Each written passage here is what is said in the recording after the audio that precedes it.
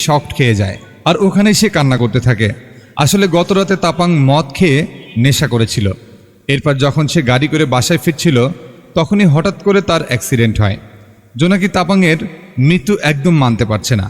এখানে সে কান্না করতে করতে মাটিতে পড়ে যায়। এই কষ্ট সে সহ্য করতে পারছে না, আর অতিরিক্ত কষ্টের কারণে তার পেটে ব্যথা শুরু হয়।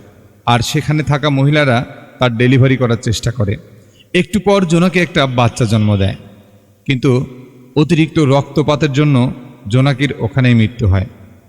একদিকে সে একটা বাচ্চা জন্ম দেয়, অন্যদিকে জোনাকি তার বাচ্চাকে না দেখে দুনিয়া ছেড়ে অনেক দূরে চলে যায়। আর এই গল্পটা এখানেই শেষ হয়। তো পরিচালক সাহেব আমাদেরকে এখানে দুইটা মেসেজ দেওয়ার চেষ্টা করেছে।